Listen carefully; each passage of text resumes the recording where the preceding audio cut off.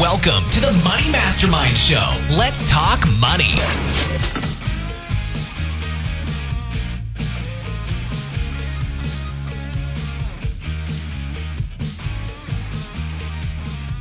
And welcome to the Money Mastermind Show.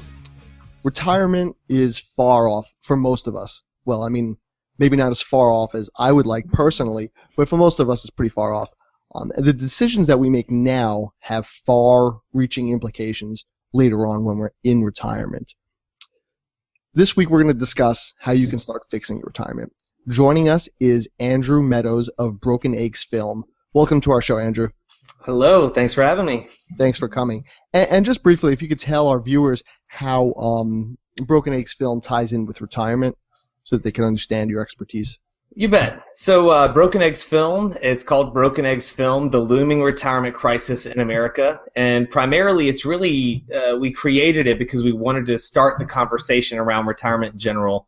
I think we saw a lot of popularity and people talking about credit scores and other areas of their financial health, but nobody was really understanding the state of retirement of the country. So what started off as a 7-week road trip across the country just to interview people in various small towns, we ended up finding out there were some significant themes that affect every generation, from boomers, Gen Xers, and millennials, and we really needed to start the conversation about it because nobody was really talking about it before. Awesome. Well, great to have you here and able to share your expertise with our audience. And the rest of the Money Mastermind Show, of course, are Miranda Marquette of Planting Money Seeds, Peter Anderson of Bible Money Matters, Tom Drake of the Canadian Finance Blog, and Kyle Prevost of youngandthrifty.ca. Kyle couldn't make it tonight. I am Glenn Craig of Free From Broke. Before we start officially, if you are watching us live, we have an event page up. And if you have any questions about fixing your retirement, feel free to ask us. We love audience participation and answering your questions. So head on over there. So for a lot of people, retirement is so far off, they just don't want to deal with it. But that attitude is causing problems, and we hear about it all the time from people who are out there. What is actually broken about retirement? Well, I think part of it is we don't save as much. I mean, if you get the information from the Employment Benefits Research Institute, they point out that we don't have enough saved for retirement and we aren't saving what we should. And so that's one of the big problems, is we're not saving what we should. And as we were talking about a little bit earlier before the show, when we were talking about the Broken Eggs Film, which Peter dutifully watched, and we were talking about, we've got the three-legged stool, and I think it would probably be good for Peter to kind of talk about that three-legged stool a little bit that they discuss in the film, and one of the problems that we're running into with retirement and the way the three-legged stool is sort of falling apart. Yeah, sure. Basically, I watched Andrew's film, Broken Eggs Film, and in that movie they talk about the retirement three-legged stool, how traditionally you're going to have your Social Security as one leg, you have your pension as another leg, and then you have your savings and your 401k as the third leg of the stool. And the problem is that too many people are just relying on that one leg of the stool, the Social Security portion of it. So what happens is they're coming in and they're having not nearly enough in savings for retirement. One number that was in the film was 48% of workers of all ages have less than $10,000 in savings for retirement. So that's just awful to me. That's huge. So I think that depending only on that Social Security, it was never meant to provide for a comfortable retirement. It was, in my opinion, more of a backstop to prevent poverty for people who are in their old age. So. Yeah, and I think the other thing too with the pensions, one of the problems we're running into is, look at my parents, our parents' generation, and a lot of them have pensions. That was the big thing. And I mean, I know both of my parents are going to be, well, they both work for the government, so of course they have pensions, but they also come from a generation where even companies had had pensions.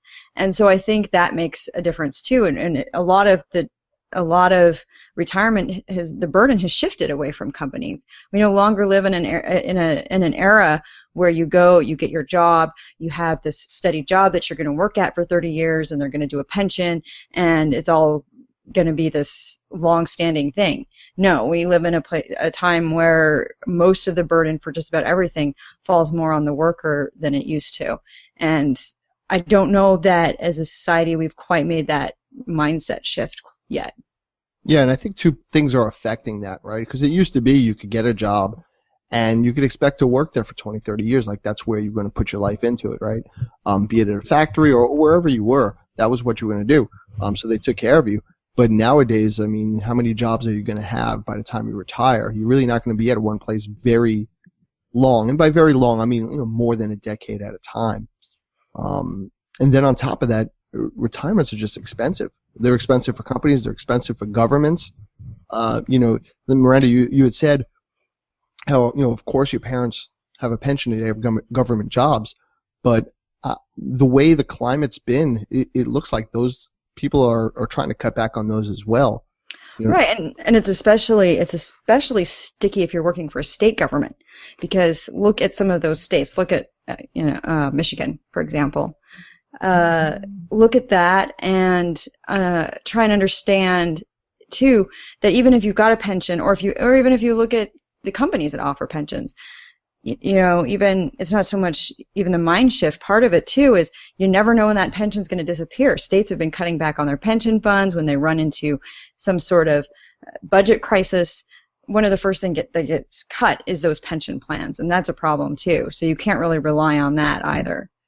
Yeah, I mean, there's a whole thing going on in education in New York State, but some people think a big part of that is in the whole move to charter schools. I mean, it's a whole kind of conspiracy theory-ish sort of thing, but it's to break the union so you don't have to put so much money into these pension plans, which are like tens of hundreds of millions of dollars that have to be put aside for people, and it does become a very expensive part for governments and companies.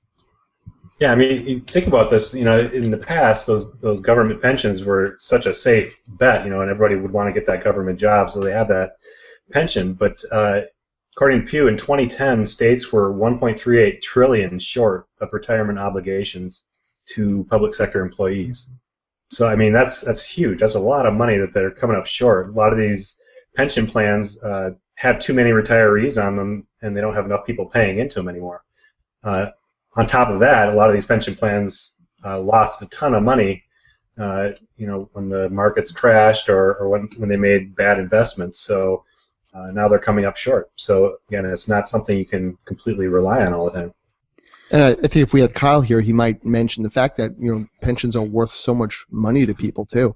They have to put so much money in that, like when you do retire, it's as if the government or the company has put like a few $1 million away for you, because that's what that money is drawing on. That's where you're getting your continued salary or your retirement payments. So it really is a big amount of money. It really can be. Oh, and just the collapse of the three-legged stool just really does mean that you do need to rely more on yourself. And you can't rely on these other sources. You really need to get back to how you're going to do it. Yeah. So Andrew, we're talking about the three-legged stool and how that's been inefficient for people, and people have been relying on maybe just the one egg all too often in Social Security. So, I mean, can you tell us a little bit about, why it's so problematic? I mean, we were talking a little bit about how pensions aren't really even there anymore, and we really can't count on those. But the other two stools, why are those also, the two legs rather, problematic?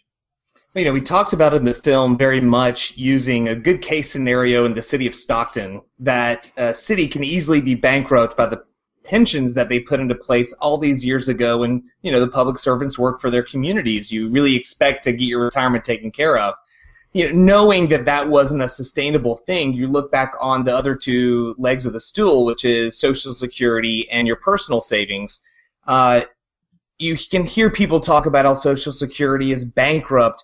That isn't necessarily the case. What it is it's also not going to be as sustainable. Right now, you've got the largest generation, being the boomers, pulling out of Social Security. Right now, how the Social Security is reacting to it, and you might see this in your statements that you might get, we're going to get probably 23% less right now than what we put in. That's the projection for us. So Social Security definitely needs some sort of a reform or some sort of change. And then, of course, you've got your personal savings, which it's really easy to tell the many people out there who are paying themselves paycheck to paycheck and not really putting enough away for savings. The Great Recession really led a lot into that I'm going to live paycheck to paycheck. Everybody's broke right now, so I'm just going to spend the money on the things that I want, not necessarily thinking, well, this will pass, we will recover, and then really keeping their eye out on what it's going to be like when they're 65 or older. Would you say that the Great Recession, it hit all three stools, or all three legs, pretty much, and just kind of cut all those legs in half, maybe, or destroyed some of them? Well, how much of that can we blame a lot of the retirement problem, or has it really just always been a problem even before then and just got exacerbated by it?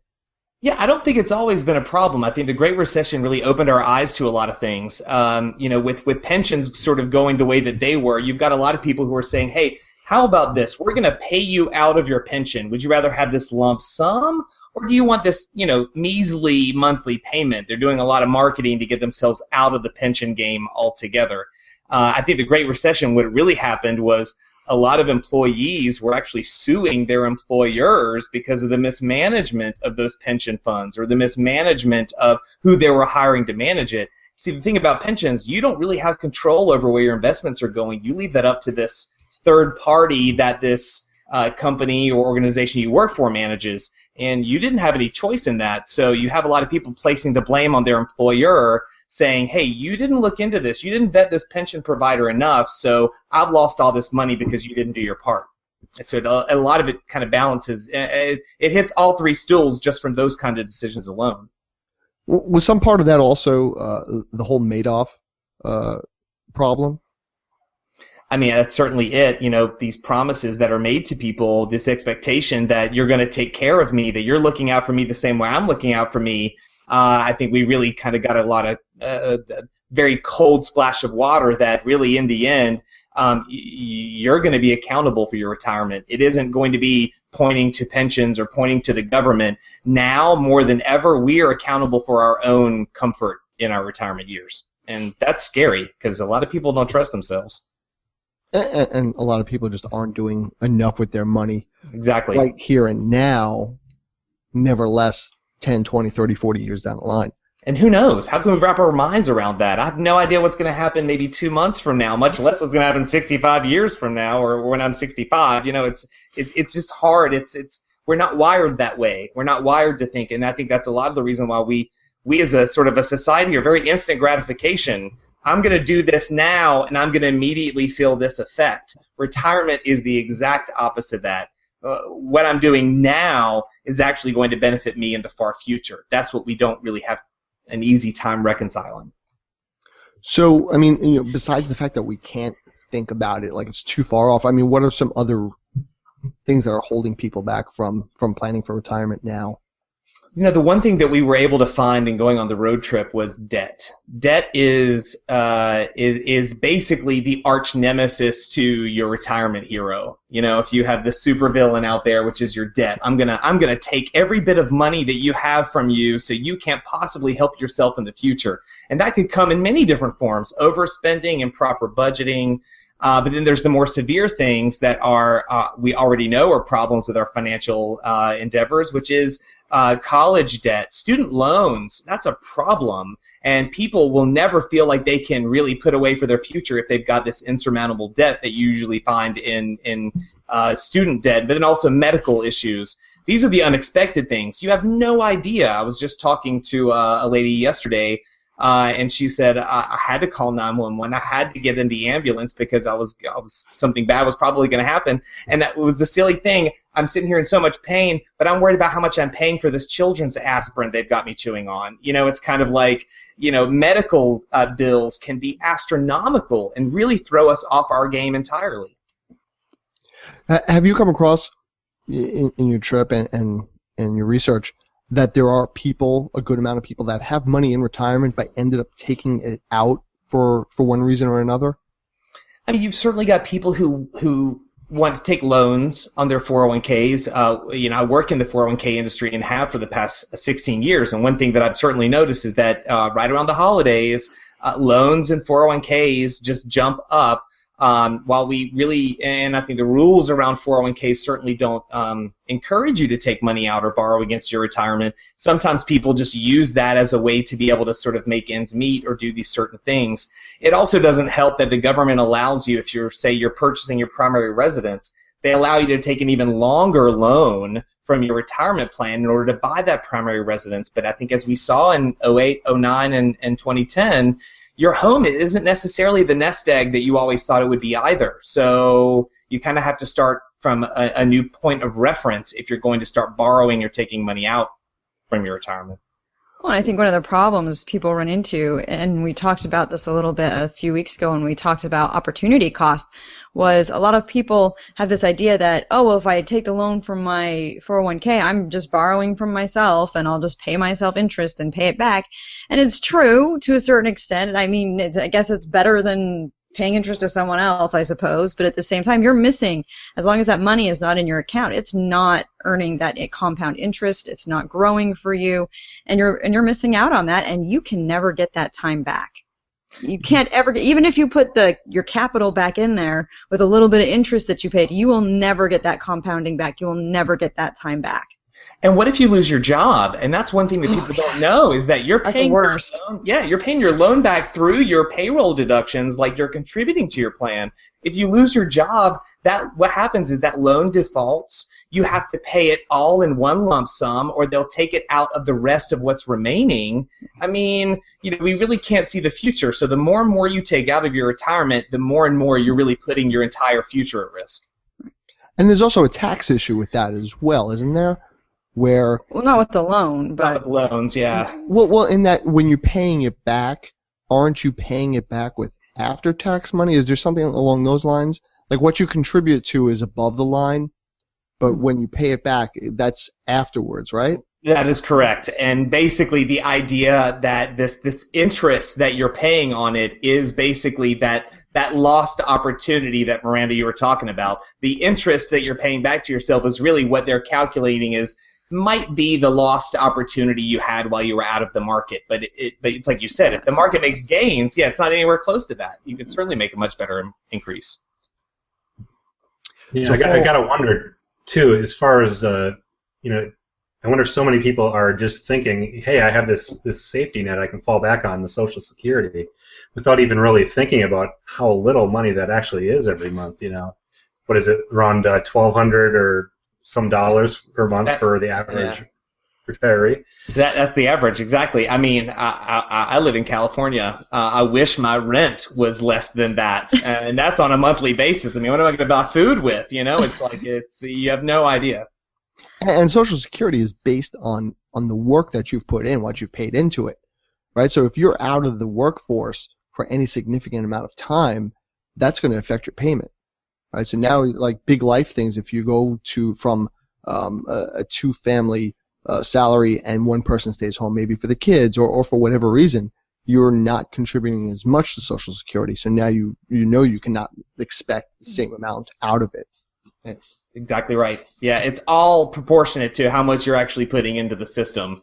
And it's most unfortunate to the people who are putting the most amount in because they're experiencing the most disparity in what they're actually going to get. If I'm going to get 23% less, it makes me feel bad for sometimes all the work that I was doing before. It's kind of like, well, I thought I was going to be taken care of, and you might not be. Yeah. But all taxes kind of work like that too. We all collectively put in an amount that we're able to pay. And, what I put into the police department isn't necessarily what my neighbor puts in. But if I'm putting in more, I can't say, well, like, hey, look, can you just keep a car in front of my house? It's sort of like the collective good there. Yeah, and that's sort of where the whole idea of this retirement crisis comes from. Social Security was never meant to be your primary source of income in retirement. Your personal savings were supposed to augment that, and of course the promise of some sort of employer's pension. Even now, when we were on the road trip, we would. I remember this one couple that we met in Park City, Utah. We had a long conversation. She's a brand new school teacher, and she was given an option. Do you want to put into the school's pension, or would you like to put into this 401k-like program? And this was, again, shortly after sort of the Great Recession. She's like, I'm good with the 401k. At least I know I have myself to blame for the mismanagement of my retirement, not this group that you've decided to hire out there who decided to put in aggressive funds for whatever reason. That's a scary thing. But I mean, a lot of times some people do have the choice for both. Like they'll get the pension and they could put in extra also, Yes. which is a nice thing when you have that option. If you get that job, you keep that job. You do not leave that job. It is valuable. It's so valuable. Yeah, I think a lot of people who do have a job like that where they really do have a pension, they don't realize that part of their hidden paycheck, let's say. Because that money, you might not get it today, but it's sitting there waiting for you. Exactly, yeah. And I would be kind of interested too to hear a little bit from Tom about some of the difference, like whether I know that they're like right now in Canada, they've been debating over like the old age security payments and that kind of stuff. So I'd be interested to hear just a little bit about that from Tom and what they're doing in Canada. Well, what you guys have been talking about is very similar. Just the words change. Instead of Social Security, we have the exact same issues with our CPP here. It's where you're putting money in, but like you guys said, if you're not working your entire career nonstop, you may not get back what you think you're going to get back. And the 401k is very similar to our RSP. You guys talked about pulling money out though for like Christmas shopping. we don't have that option. We do have the home buyers plan though, which sounds similar, where you can literally pull out money towards buying a home. And I did it. I'm okay with that, but it certainly does take away that opportunity cost where you don't have that money invested. So yeah, you got a bigger down payment on your house, but you're kind of missing out on all the gains at the same time. So when it comes down to Social Security, I know one of the things people look at is sort of the salary limit. I cannot remember that number right off the top of my head, but there is a limit in which you pay up until a certain amount of your salary. I think it's somewhere around $118,000. There you go. $118,500 for. I was going to guess 120.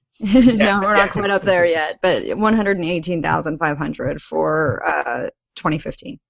Which is fantastic. I mean, many people would love to have that type of salary, of course, if they can. And those folks who do have it tend to want more. Well, the sad thing about the way we've got the Social Security tax set up, the FICA tax, and maybe this is something for another episode, but the sad thing is how terribly regressive it is when you start thinking about it, because you're going to pay that same amount up to the $118,500, and once you make more than that $118,500, you don't have to pay extra. And so when you start figuring in an effective tax rate and start thinking about that, people who make less than that are the ones that are hardest hit by the Social Security tax, and it may not even be there for them. And somebody who's wealthier, it doesn't matter to them if the Social Security is there because they have enough. So when you look at the way it's capped and how that works, it's more regressive than you would like to think. I at least in my opinion. That's a very good point, and that's, I think, where people come across where they're like, there needs to be some sort of Social Security reform. It's not really set up for us. It's not set up for sort of the average American, right? Right. Yeah, I mean, should that limit be, and with the growing income inequality, where there's so many more millionaires happening. I mean, we have billionaires now in like the top 1% or whatever percent it is. It seems to be growing, but that growth doesn't necessarily trickle down to everybody else. So should we up that cap? Would that be a good way to at least help bridge some of this for some people? We're getting into some risky talk here for. I know. I'm going to push it today if I can. But I mean, yeah. What you're saying is that we all sort of play a part in that. That if I'm making a significant amount more, that I should contribute more in order to help, sort of my fellow citizen. And I think in an ideal situation, yeah, that's great. But then you start getting into those arguments where I worked twice as hard, I made all these crazy risks, why should I be extra taxed on this? And then you get into some really tricky, very political, very heated conversations. I had the opportunity last year to speak in front of Senator De Leon here in California. He put together this retirement symposium. There were experts from Stanford and Berkeley, and we had, I think, Duke University was out here, and we had this big conversation about how are we going to work out sort of this retirement program. It turns out, according to the statistics they provided, California is in the most need for some sort of retirement reform. So the idea was, if we mandated retirement, what could we do? And the topic of annuities came up as well. And really, when you start thinking about that, you really start looking at the demographic. Again, it really reaches into the political side of things because, certain ethnicities live longer, certain genders live longer, and then you start doing the math and you start to realize this is starting to feel really discriminatory. So you really have to actually think about that. When you're making this sort of large-scale social reform, it affects more than just sort of social standing, but it could even get into annuities that affect how we look at gender and ethnicities in relation to how those get paid out. Do we pay more money to this person because they're of this gender or ethnicity? And then you really get into some really heated conversations. It was a very eye-opening experience, actually. In some ways, though, we face that when we get life insurance, don't we? Oh, exactly, yeah. I know, now I'm not the same age as my wife, but even if we were the same age, mine would be more expensive. Mm-hmm. Because, for 3.7 years or whatever the time is, I'm expected to go first. Yeah. Yeah. So, we do already face that to some degree. But do we want to spread that? Does it need to be an even bigger thing? And then it really starts to feel, I don't think we want to make those decisions right now. Yeah, that is a little bit scary. Like, hey, look at you. I saw you, you walked across the street without looking at the light. Maybe you need to do, I don't know. It can go down some slippery slopes. It really can. Yeah, exactly. Careful. Insurance companies can get away with that, but yeah, if you're a politician, you need those same people to vote for you again, so you can't exclude them. Yeah. And I think that's why retirement has been so pushed on down the road. One of the folks in the film, his name is Nick Froiano. He was one of our millennial sort of narratives. He was part of this organization called The Can Kicks Back. Have you heard of this? No. So the idea I is saw that, the movie. yeah, there you go. So it's the idea that it's a problem that this generation doesn't want to deal with, so they're going to kick the can down the road so the next generation picks it up. Well, his idea was, stop pushing things down the road. We need to be a generation full of action and decision-making. So the can is going to kick back. Don't kick the can down the road. The can's going to kick back. We need to actually create some change. One of the great things, actually, about the film, he actually ended up running for Congress shortly after the film. So it's like, here it is, this guy's building this political sort of standing. He ran as an independent. He got about 14% of the vote, which I think is fantastic. But at the same time, it's he's really saying some things that a lot of the parties aren't really wanting to commit to right now. But we want to make some changes out there. See, it almost sounds like... sorry, Peter, but it's like sometimes I'm going to keep going. Go for it. Go, Glenn, go. You'd almost think like, there's an incentive like, look, I want to set this in place so that when I'm ready to retire, I'm going to get some dough, But I guess maybe the people who are there making these laws, well, one, you got to answer to the constituency and such, but I guess it's political fire to try to play with that and tell people that they might have to pay more into anything, even if there's a clear-cut benefit later on. I mean, that's what you're looking at. Yeah, exactly. What do I want to pay for now so that I get a benefit later? And I think a lot of times people do not want to cut their level of security that they're living in financially right now to sort of trade off for what they're going to actually live in the future. I don't think people really want to do that. They want it now. It's instant gratification. It's the way we're set up as a society right now. Which tells you the scale of the problem, right? Because we don't want to do it individually either. We don't want to pay it in our 401ks because we want to be able to afford a quality of life right now. We don't want to pay it in taxes where it'll come back to us. So how does this money ever get there so that it's sitting there waiting for us? It is an entire like psychological change. I mean, I'd love to hear what everyone else's sort of view on their own retirement is. I mean, you know, where are you going to be? What is your end goal, and how are you trying to get there right now? Listen, for me, I think I've just come to the point where I've realized I don't think I can depend on the government, and I don't have a pension, so I can't depend on any of that stuff. So I need to depend on myself for my family. So for me, it's coming to that realization, hey, I need to think about maybe simplifying my lifestyle a little bit, making savings a priority. Maybe we aren't going to go out to eat quite as much. Maybe we can still go out to eat, but we're going to try to do our best to save more. Making savings automatic, doing things to automate that good behavior so that it's not quite as hard to get it done. And I just don't think that we can really depend on those government programs from 20 to 30 years from now for them to still be there. I just don't trust it. Yeah, well, yeah, and I agree, and I'm a big fan of the automated savings, and I've got that going into my Roth IRA, and I just figure, you know, how much do I need? I figure it on a 5% annualized return, because everybody's like, oh, well, you should be figuring it on a 9 or 10%, and I'm just like, no, no, I'm figuring it on a 5%, and I figure out how much I need to set aside each month to reach that goal, and that's what I do, and then I just spend the rest of my money on other things. But we all know Miranda's take, so. But I think one of the things that might help is, you know, moving more toward an opt-out type setup for retirement savings. Like right now, most retirement savings plans with employers are opt-in. So you have to go through this effort to opt in, then you have to look at this list of funds and try and figure out which one you want to choose, and it's just this huge headache, and people hate it. But if you have a default opt-out where if you're like, well, you're going to join the company and you're automatically, you know, getting into your 401k and you're automatically investing in this all-market fund, and that's just the default setting, and, you know, if you have to make the effort to opt out, that's when, you know, that's how it should be. We should be flipping it so that it's more of an effort to get out of it than it is to get into it, and right now, it's not that way.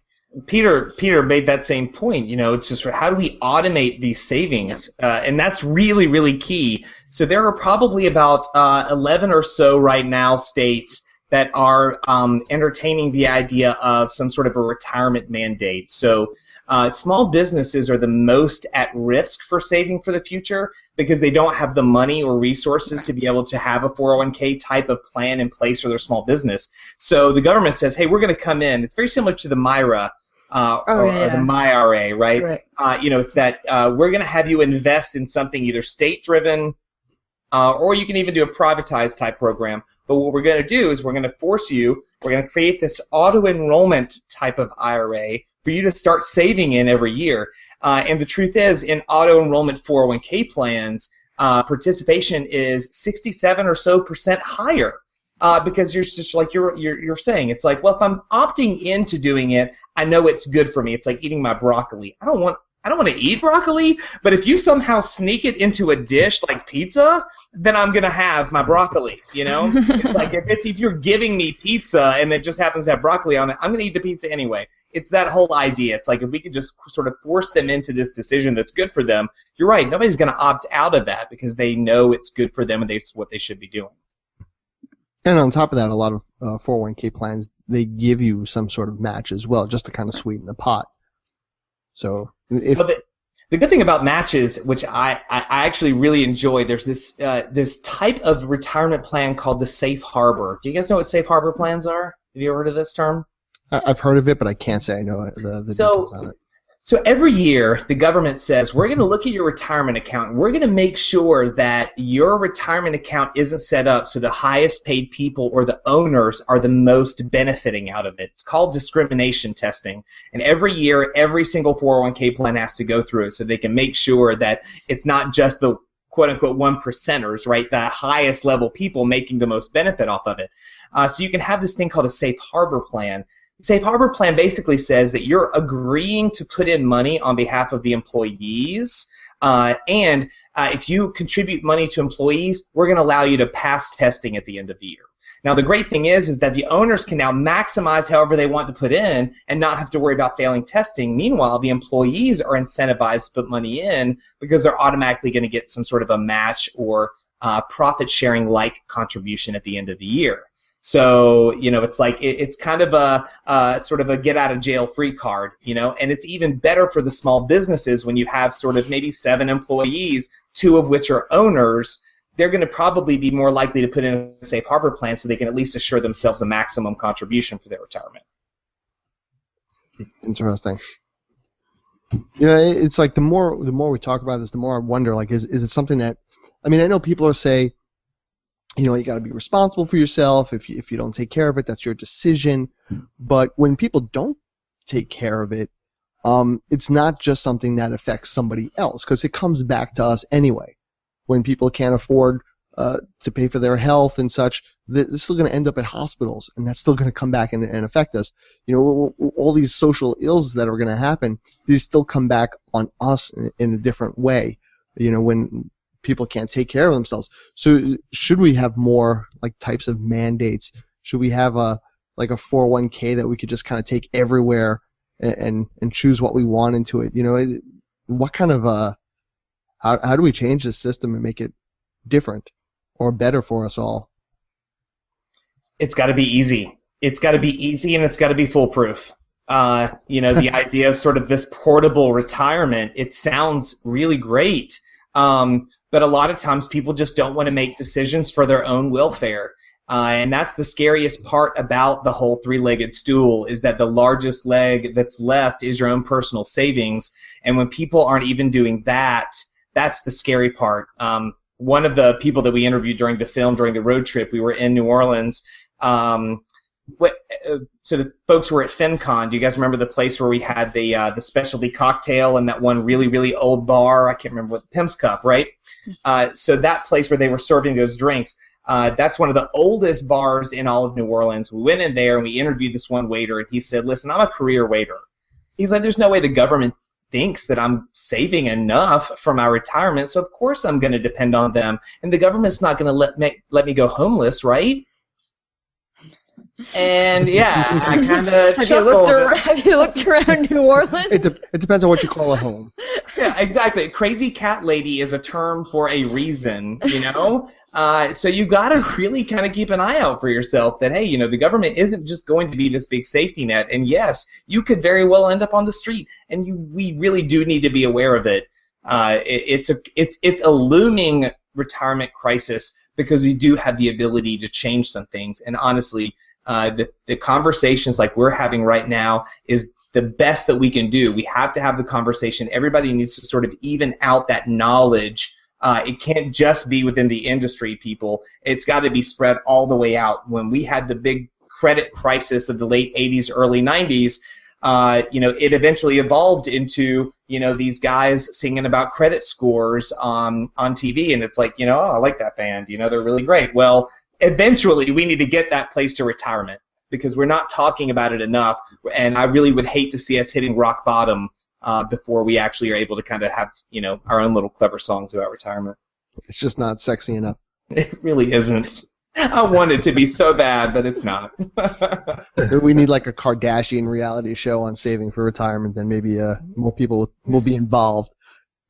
According to 6 Degrees Separation, I've got to be connected to her somehow, so I'll start working on that, and we'll see if we can get her in there. There you go. And there seems to be so many of them that we all have to be connected to. Yeah, just least, right? any number of Kardashians will grab one. Now, you talked about the fact that a person sitting there thinking, hey, you know what, I'm paying into this, it'll take care of me somehow. What other misconceptions might be out there regarding retirement that people might have? Well, I think the idea that investments are scary. I think everybody knows they need to contribute to their retirement plan, and if you're lucky enough to work with a company that offers a 401k, you need to contribute, and all those are the easy questions. The really scary parts is when you get into investments, and investments is an entire industry on its own. Sometimes even retirement people don't always understand how investments work, so that's the scariest part, and probably the biggest thing I'd like to see change is education around investing your money. The government's done some things around that. Basically, what happened around the time of the Great Recession, everybody was looking at what folks were invested in their retirement, and they found that a significantly large amount, I can't remember the percentage, but a significantly large amount of people are still sitting in the money market or the cash accounts in their retirement plan because they just didn't want to take action. So the government said, okay, we're going to create this thing. It's going to be called the Qualified Default Investment Allocation, okay? And that is a really jumbled, jargony way of saying that we're not going to let you just invest in money market. We're actually going to give you this type of fund that, depending upon your age and other demographics, is going to perform best for you. A lot of these can be like target date funds. So if I'm planning on retiring sometime around 2050, then my QDIA is going to be the 2050 target date fund. So at least you're not just going to be sitting in cash. Your money is actually going to be in a set of investments that are appropriate for when you decide to retire. So, there have been some changes around making investments easier to understand. But even then, folks within the investment community always find a way to say that's not good enough or that's not going to work. And we really need to sort of rally around something. It's not really just about the competition and who's investing in what fund. It really needs to be what's the best end solution for the people who are trying to save. And not all 401ks are equal either, are they?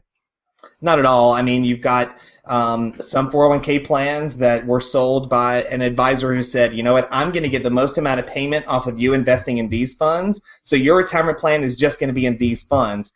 But lately, in recent years, we found that that's not always a good decision, because if those funds all perform poorly, it puts not only that advisor at risk, but it also puts the trustee or the owner of the company at risk.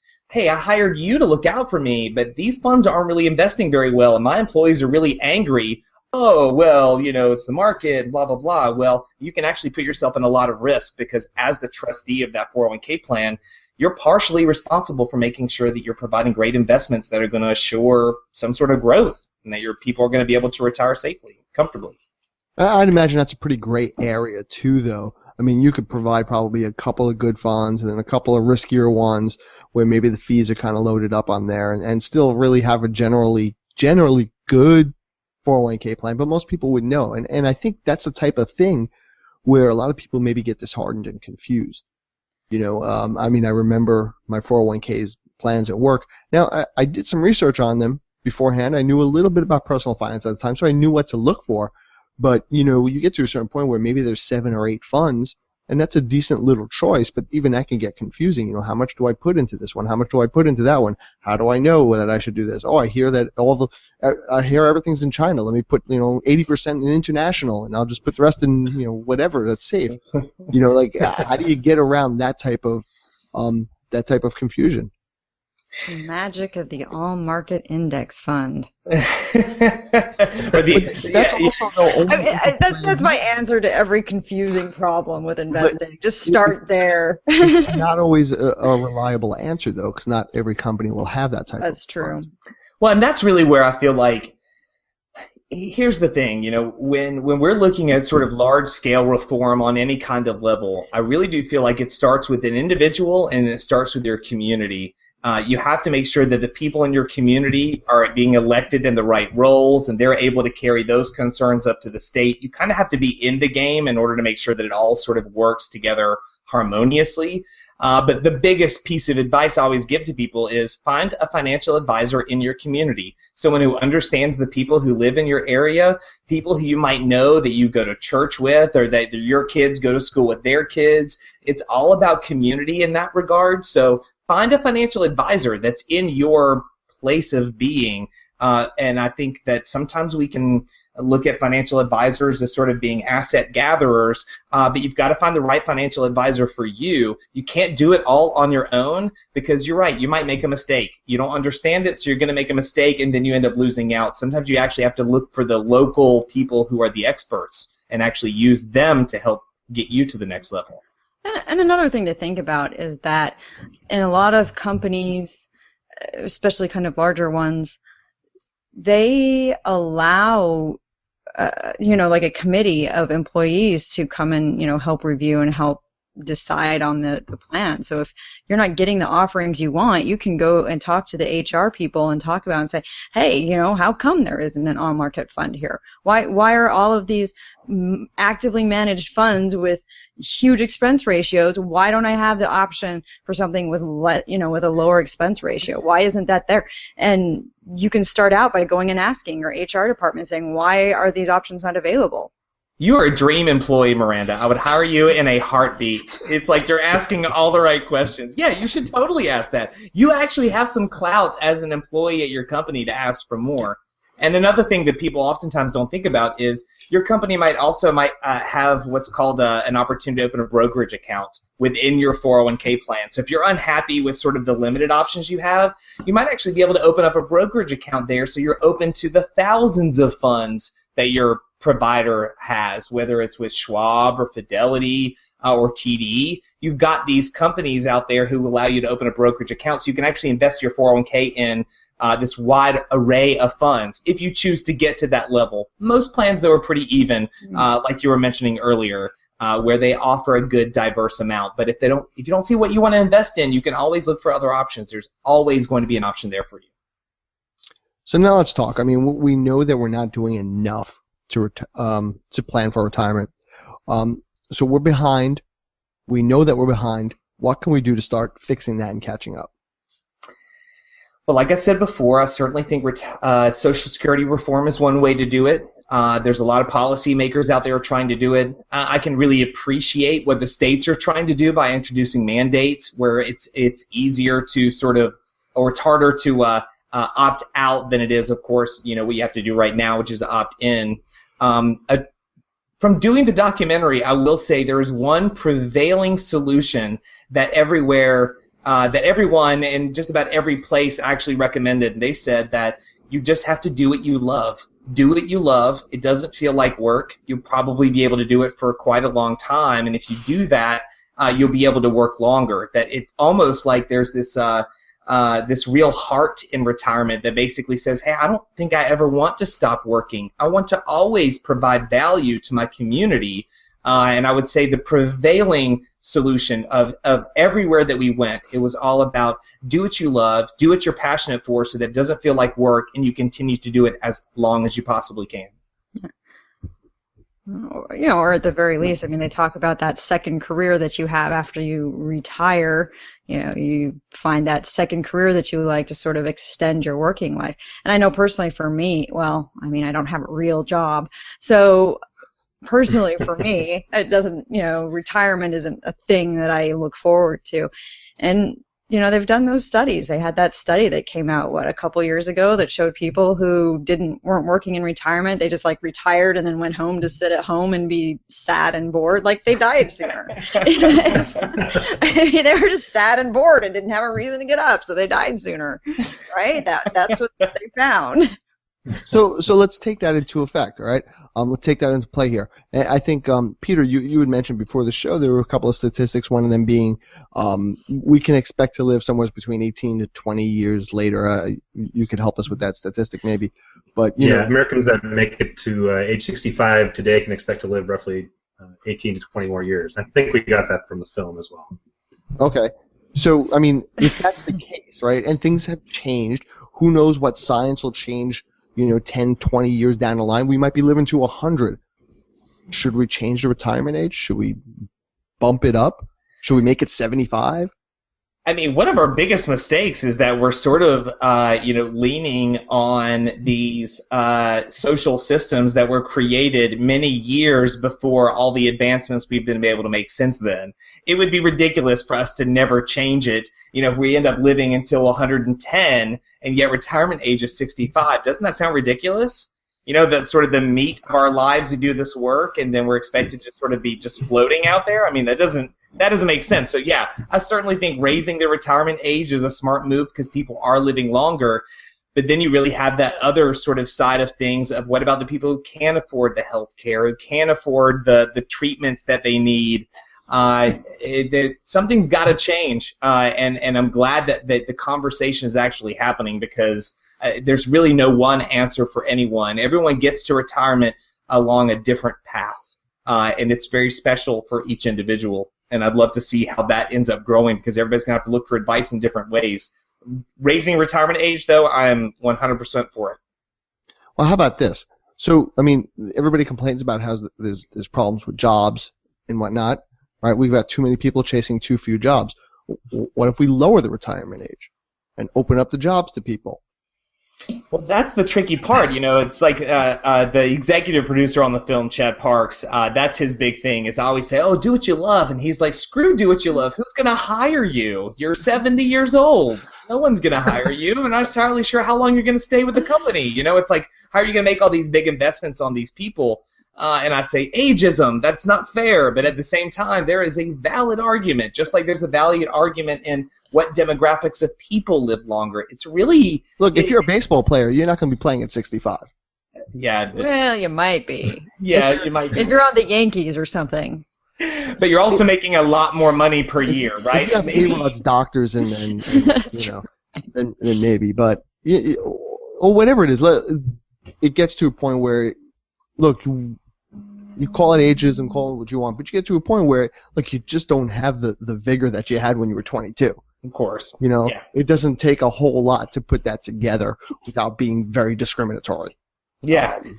It's tricky. I mean, it's there's some, you can really get into the weeds in some of these conversations and really hit some major nerves. But when it comes down to retirement, just about every other sort of impact on your finances impacts your retirement. I mean, there's really no getting around it. And it's even more important that you really take a look at what you need to get where you need to go, because the way you get there is going to be different than anyone else. And we just have to really just be aware that it's happening. So, I mean, we're going to get into our final word real soon because, we're coming up on an hour here. But what I'm hearing is most of what this comes down to is really just all personal responsibility. It's up to us to put the money in, to research the money, to vote, both with our dollars and with our voices and with our jobs on how we want things to play into it. It's like if we don't put ourselves into that decision, somebody else will, and it's just not going to end up right for us. Yeah, that's exactly it. And that's probably what's the scariest part of it all, too. That is the scariest part. Like, I think people carry a lot of shame with them, especially, I mean, you guys probably can understand this to a certain extent. Picture it. It's a holiday party. You're in the group of people. Oh, what do you do for a living? Oh, I work in retirement planning. And if I don't get the glazed over sort of blank stare, I get the nudge later on that's like, hey, can you take a look at my retirement account, make sure I'm doing the right thing? It's like, it's a really tricky portion. And most of the time, people glaze over because they're like, I'm not doing enough. I'm not ready to talk about this right now. I've got a drink in my hand. I just want to party and have a good time. We just have to talk about it. And the more encouraging that I tend to be, it's really all about your family and your close friends. That's where the conversations need to happen. Retirement's all about the future. Look to what your parents did. Look to the people in your community who have already reached retirement age. Ask them what they did, because your inspiration is going to come from all over the place, and you just really need to look at the people who've gotten there and ask their advice. Good stuff, Andrew. So we're going to close here with our final word. What we do is we go around and we just let everybody summarize, although that was a pretty great closing right there. But we'll come back to that, and you could give us an overall summary. But Tom, I know a lot of our conversation has been a little bit foreign to you. I see what you're doing there.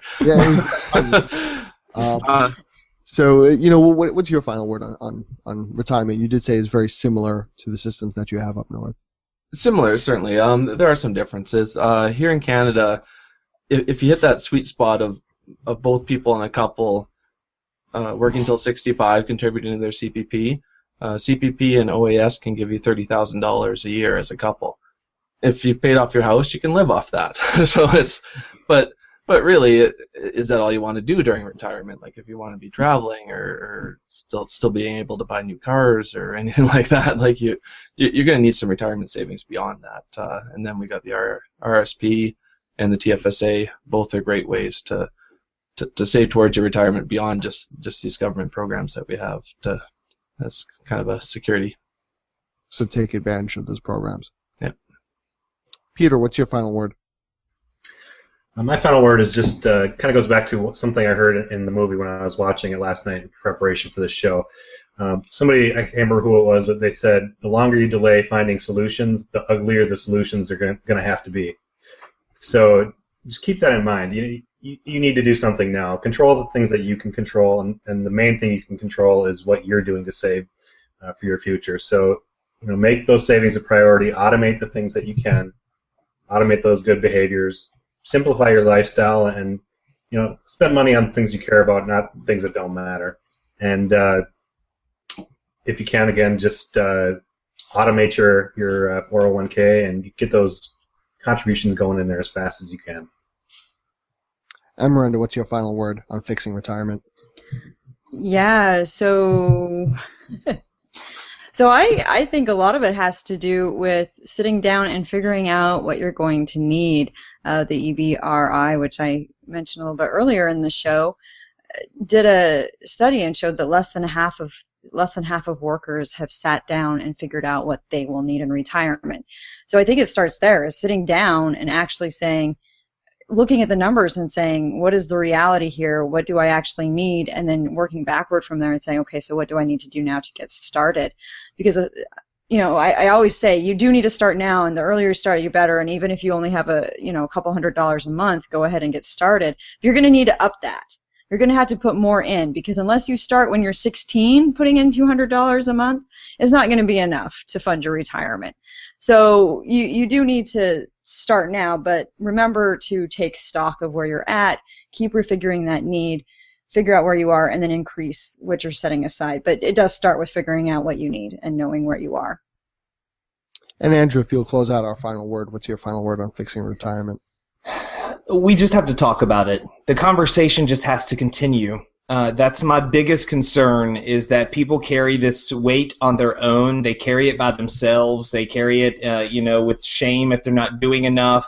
But the truth is, we just need to keep the conversation going. It isn't something that just affects our parents or our grandparents. It will affect us. It will affect our children. It will affect the next generation. So we really need to keep the conversation going, making sure that we're moving forward. We're not taking steps back. And as these little things into change on the government level, we just need to be aware of it. So the best thing I could say is have a conversation. Watch Broken Eggs film with your family. If you have parents, watch it with them. If you've got children, watch it with them, and enough time to actually create the conversation so that they do know, hey, when you get a job, make sure that they have a 401k plan or some sort of retirement plan in place. But you just have to talk about it. It's got to be an okay thing to discuss. We can't just keep carrying around financial shame with us, because it really will affect the rest of our lives and the lives of our loved ones too. Great stuff and great episode. Andrew, I know you gave us a little bit of a background in the beginning, but if you could tell our listeners out there a little bit more about Broken Eggs Film and what you do. You bet. Yeah, we did Broken Eggs Film. We basically started it via a road trip in 2012. We were end up actually able to provide our film for free. You can go to brokeneggsfilm.com, download it for free. It's about an 89-minute documentary and probably the best family film you might watch all year. Aside from that, we also have a Broken Eggs podcast that we've just done. We just recorded episode 8 earlier today. So if the film started the conversation, the podcast is intended to keep the conversation going, 30, 45 minutes. We promise to make it entertaining. It isn't sexy, but damn it, we really try. So feel free to give it a listen. But either way, we just want to make sure that it's a priority. It's the second most requested benefit out there, and yet it's probably the number one thing we don't ever talk about with our families. Thank you again, Andrew, for joining us and for sharing your expertise with us and our audience. And thank you, everybody out there, for watching the Money Mastermind Show. Please make sure you stop by our site, moneymastermindshow.com, where you can watch our episodes as well as listen to our podcast. And until next week, be good with your money. Thanks for joining us on the Money Mastermind Show. Get more information at moneymastermindshow.com. Don't forget to subscribe to the show on iTunes and YouTube, and follow us on Google+.